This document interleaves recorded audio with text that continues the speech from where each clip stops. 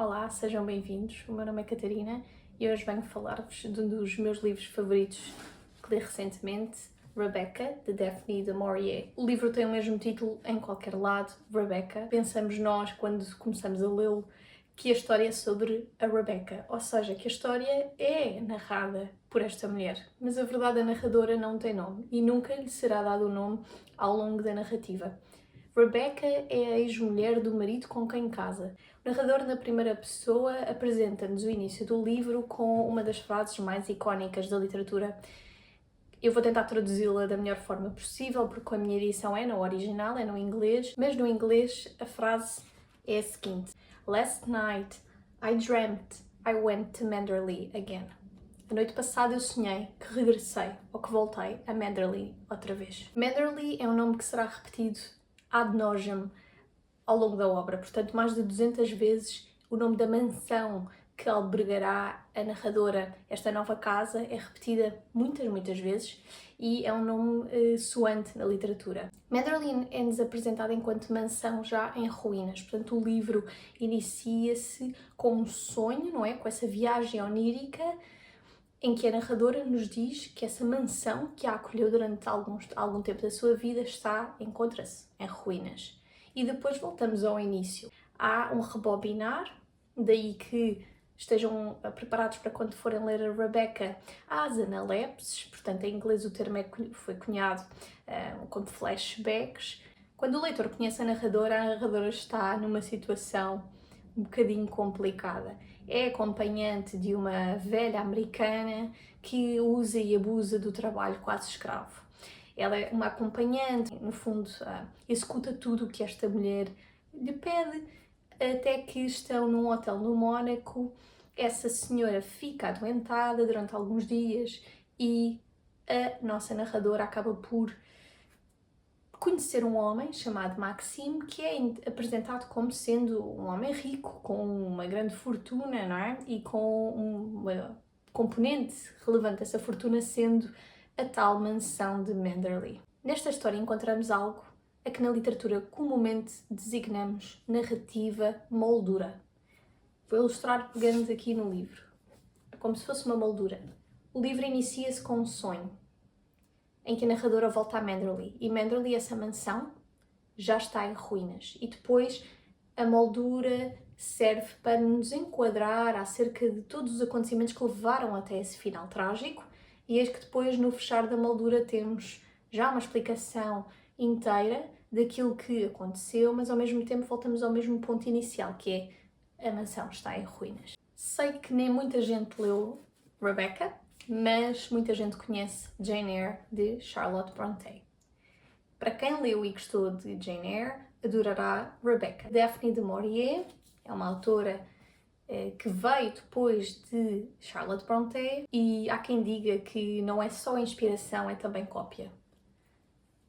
Podem dizer o que disser, eu já li as duas obras e amo-as profundamente de igual forma, de maneiras diferentes. Mas não deixem que isso vos dissuada e achando que é uma mera cópia de Jane Eyre, porque não é, embora tenham semelhanças, nomeadamente a questão de se tratar de uma mulher inocente, de classe baixa, que entra num casamento com um aristocrata, que, enfim, detém alguns segredos, numa casa que é uma grande propriedade e que também parece conter alguns mistérios.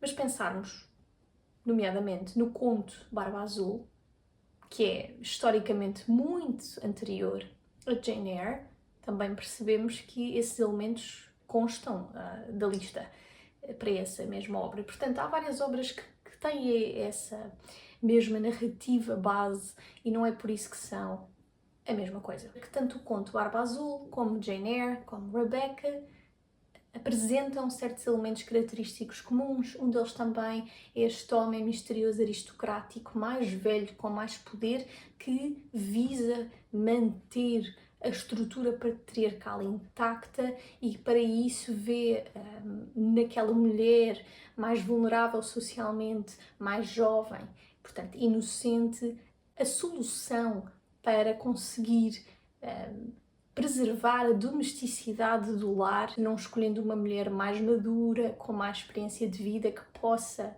de alguma forma contrariar os ditames impostos por essa figura masculina.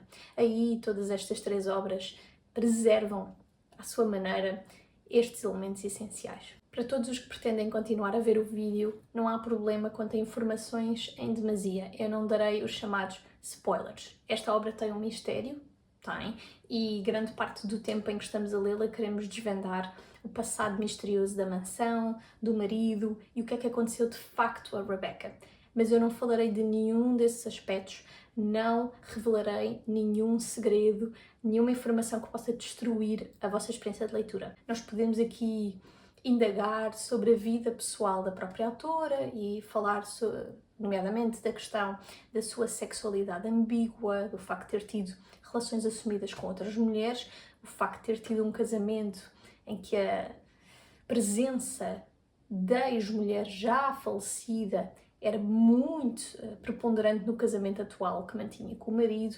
Podemos falar sobre isso tudo e perguntar-nos se até que ponto é que a Rebecca não é uma consequência necessária dessas experiências de vida, mas isso não nos leva necessariamente a lado nenhum, sem ser conhecer melhor a autora e passar a respeitá-la de uma outra maneira. Aí sim, e é nesse sentido que eu mencionei estes dados biográficos, mas não servirão para nada mais. Eu quero dar a nota em relação ao contexto histórico, dizendo que estamos entre as 2 guerras mundiais, aliás, prestes a começar a Segunda Guerra Mundial, que, por exemplo, os escritos de Freud sobre a sexualidade foram bastante relevantes nesta altura, o movimento feminista também, e, enfim, essas características essenciais da época em que a obra se situa são sim relevantes para a contextualizar, não para a analisar no que diz respeito ao texto, ao corpo do texto.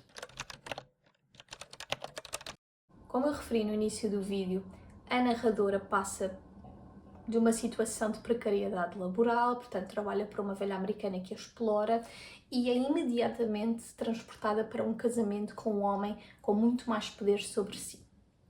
Isto faz com que a narradora pareça quase um objeto transacionável e isso deixa algumas marcas na sua identidade ainda por florescer. Essas dinâmicas de poder serão prevalecentes até ao fim da obra e acompanharão a narrativa de diferentes maneiras. Algumas delas irei abordar a seguir. A narradora sentir-se-á, durante a maior parte da narrativa, uma deslocada na sua própria casa. A questão da aristocracia não é descabida mencionar. Se pensarmos bem, os aristocratas nesta época, falamos aqui no século XX, a sua honra e o seu poder dependia da percepção alheia. Um aristocrata não tinha honra nem poder se mais ninguém o conseguisse ver. Quase como a teoria da árvore cair na floresta e se ninguém a ouvir ou ver é como se não tivesse caído. Os aristocratas dependiam dessa validação externa, o que significa que a nossa narradora estará constantemente a ser exposta à alta sociedade. Está a ser exposta também dentro da sua própria casa, agora a nova casa, aos empregados, ao modus operandi que agora é exigido que conheça, exigido que pratique. E está sempre em desvantagem. Aliás, há uma das passagens mais simbólicas deste livro é eu sinto-me uma estranha na minha própria casa. Eu parece que estou aqui à espera que venha a dona, a anfitriã, não sou eu, é outra pessoa. E esse estado permanente de deslocação face ao espaço físico, psicológico, social, económico, agrava já a insegurança que a narradora sente face a este, parece que fantasma de Rebecca, que paira sobre todas as pessoas e todas as coisas naquele meio aristocrático. E falando nesta ideia de que o aristocrata para existir tem de ser percepcionado, isto é logo patente no início da obra, quando a narradora chega pela primeira vez a Manderley e se depara e é interpelada por uma data de pessoas que vivem ao redor daquela propriedade e que a primeira coisa que lhe pedem é que ela restitua os bailes que aconteciam frequentemente em Manderley e que eram obra de Rebecca, que trabalhava muito para que aquelas festas fossem um sucesso. A narradora não escapa a estas exigências e o marido acaba por aceitar que sim faz sentido retomar estes bailes. Estes bases que são, no fundo, um microcosmo para toda aquela sociedade de aparências, mas também são um veículo para que as pessoas possam criar momentaneamente uma fluidez identitária, porque ao mascararem-se de outras, estão, no fundo, a dar a entender que a posição que têm naquele momento não é a mais apetecível, há sempre outra melhor. E esta obrigação constante de hospitalidade, de exteriorização do lado doméstico, cria necessariamente discrepâncias entre as relações, porque a narradora estará todo o tempo a ser manipulada pela sua posição de outra, de deslocada, daquela que acaba de chegar ao mundo que já foi constituído por todos os outros anteriormente. Manderley é quase um cárcere doméstico, que faz muito lembrar também Thornfield Hall em Jane Eyre, uma casa que também emana essa aura de tu não és daqui, há mais do que tu percepcionas a acontecer e serás surpreendida pelas circunstâncias que não controlas. Isso acontece nas duas obras bastante bem e também, como eu referi no conto do Barba Azul, não sei se conhecem, podem depois ir pesquisar, que tem consequências nefastas quando a mulher tenta tatear o seu caminho pela casa e descobrir o que realmente lá se passa. A casa dita as relações e tem um papel formativo na construção da identidade da narradora, que ainda é uma jovem mulher e, portanto, ainda está a evoluir. Há um momento na obra muito simbólico em que ela é uma recém-chegada e segue o marido até à biblioteca, o espaço arquétipo do patriarcado, onde tudo está disposto como Maxime pretende, e Maxime senta-se a ler o jornal e a narradora fica impávida, não consegue perceber qual é o papel dela naquele momento, portanto fica sentada a olhar para ele à espera que alguém lhe dê uma instrução sobre o que fazer a seguir. E isto é sempre aquilo que acontece reiteradamente durante muito tempo na narrativa. Os empregados é que lhe dizem para onde é que tem de ir, que comida é que tem de escolher para o almoço, o que é que tem de responder nas cartas que são enviadas para a mansão. De novo, esta ideia de que eu estou a mais. E Rebecca está sempre a mais também, mas em número, em quantidade, em qualidade. Eu estou a mais porque sou excluída. Manderley, a mansão, é só mais um dos elementos que compõem uma narrativa gótica. Rebecca não foi escrita na fase tradicional do gótico, que vai desde 1764 até 1820, mas, como muitas obras da literatura, foi de beber a esta corrente estética que foi e continua a ser tão importante. E o gótico é importante porquê? Perguntam. Porque as casas nas obras tipicamente góticas não são meros espaços físicos, representam muito mais do que isso.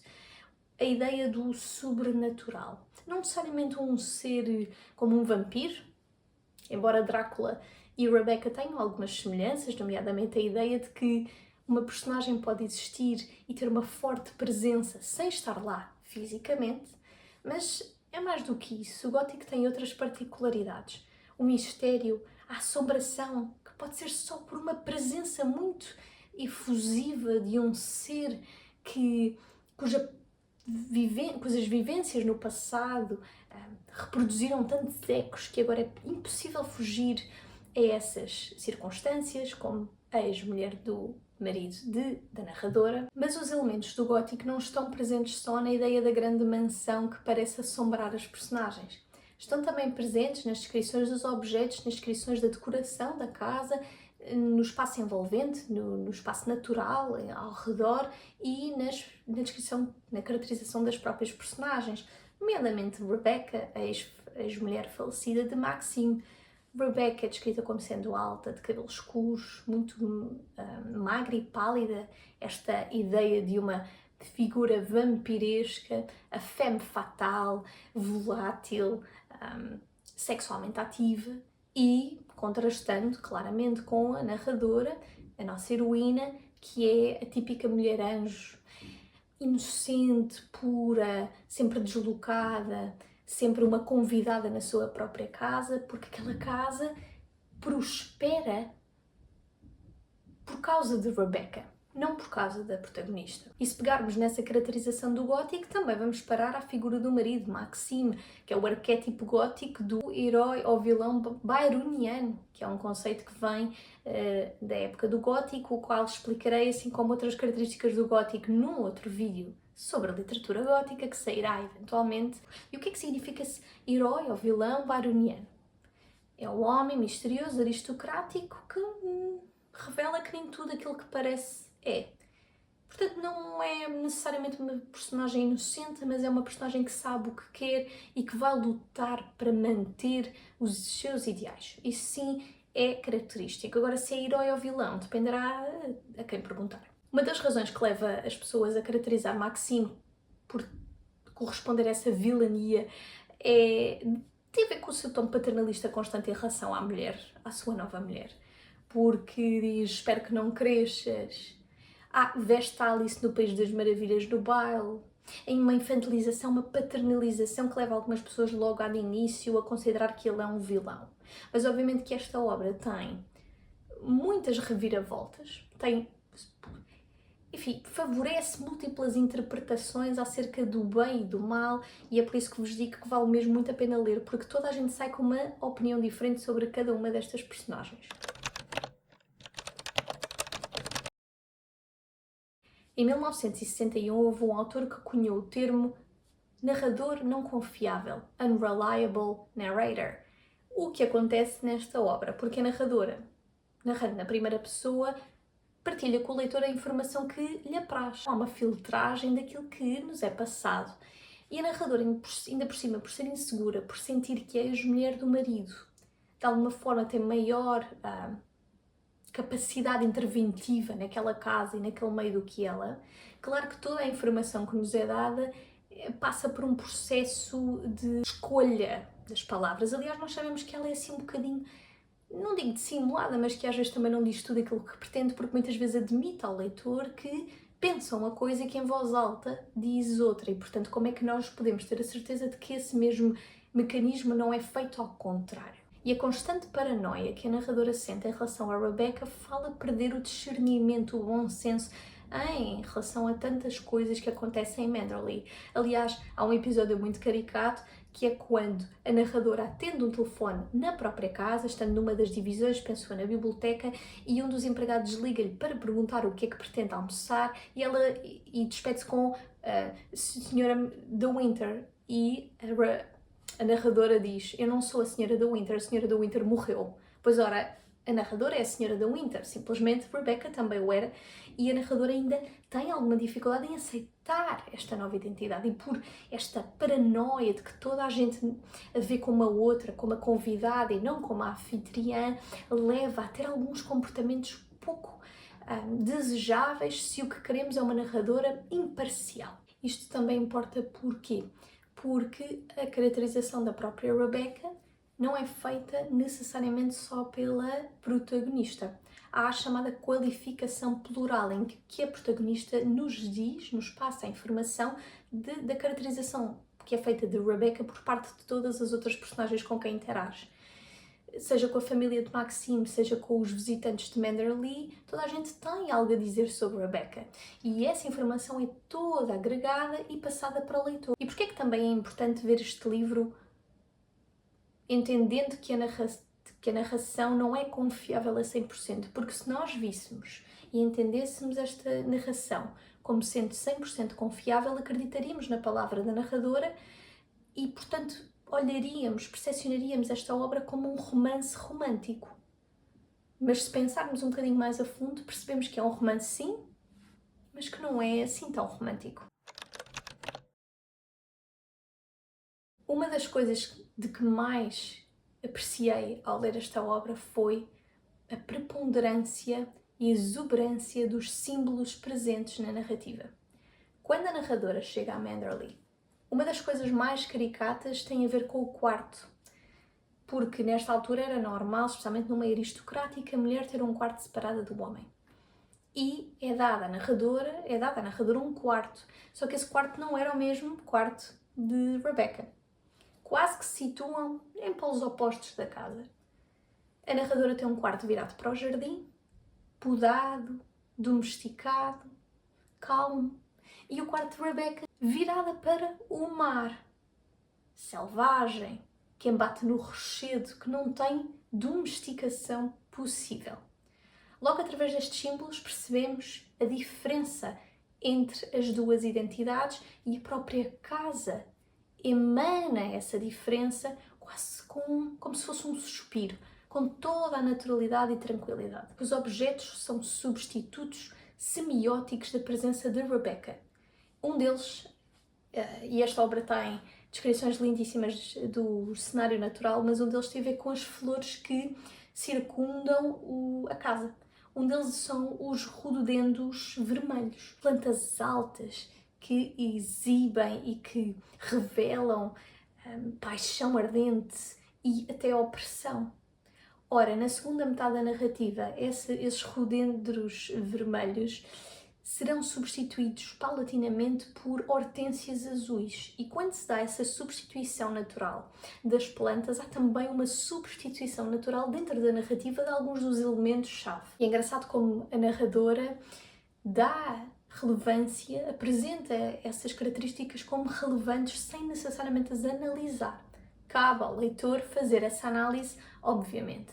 Aliás, sempre que estiverem a ler um livro, recomendo-vos sempre que tenham atenção às plantas descritas, às cores e muitas vezes à comida e, acima de tudo, ao tempo.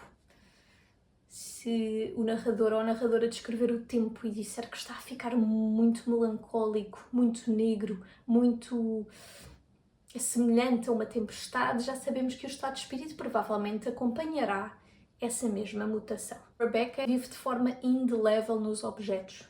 Por exemplo, a sua letra R está inscrita em muitas coisas naquela casa.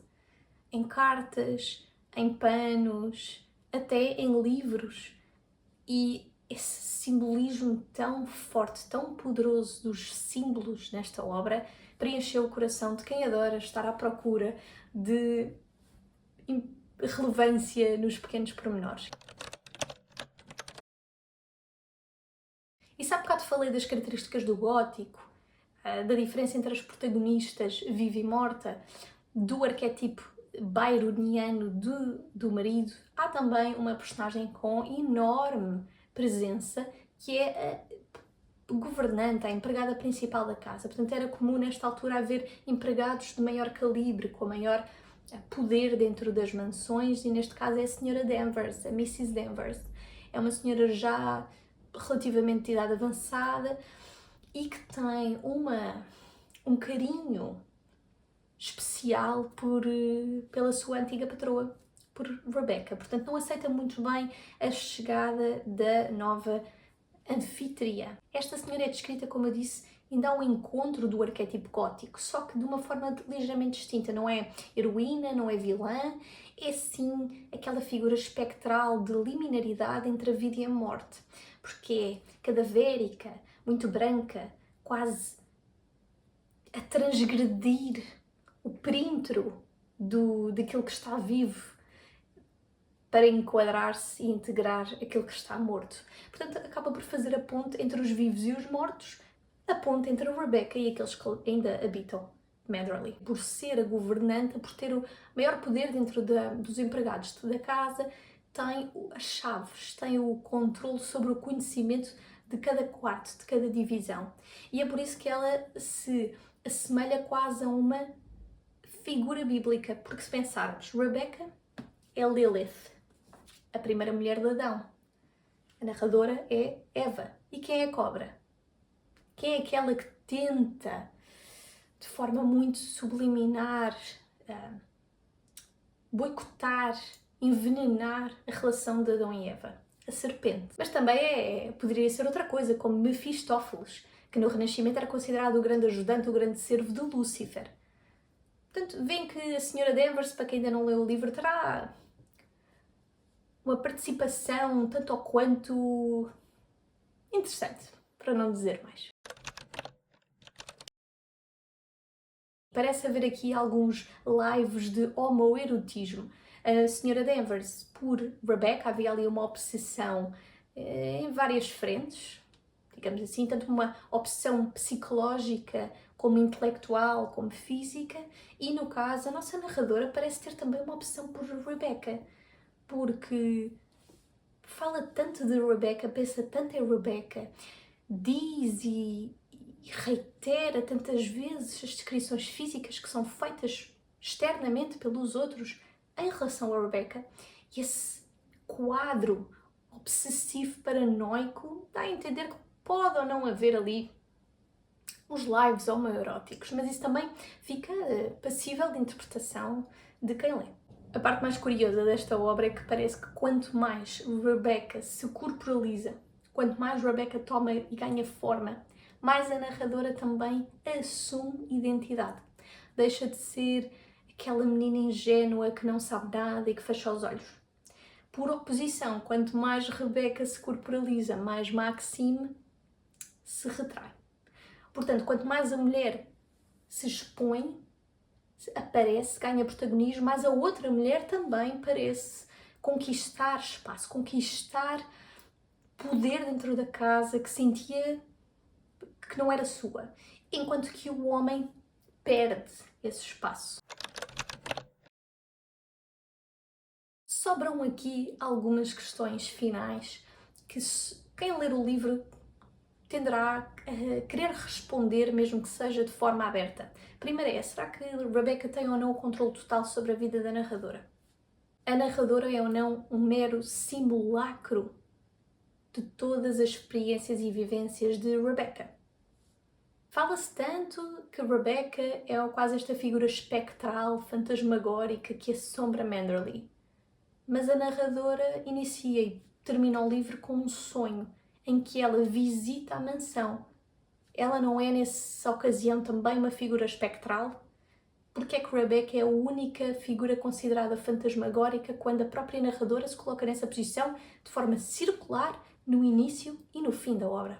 Se nos é dito que Manderley é uma mansão destruída ao tempo que toda a história se encerra, é-nos dito na primeira página e na última, será que essa destruição é uma condição sine qua non para toda a erosão das dinâmicas de poder? Ou será que a destruição da mansão não tem qualquer efeito na forma como esses personagens se movimentam em sociedade? Será que foi só uma casa? Será que foi só um espaço físico sem uma relevância profunda na vida das personagens? Ou será que essa casa era o ponto de identidade em que tudo, à volta da qual tudo se organizava? Será que mais do que a casa,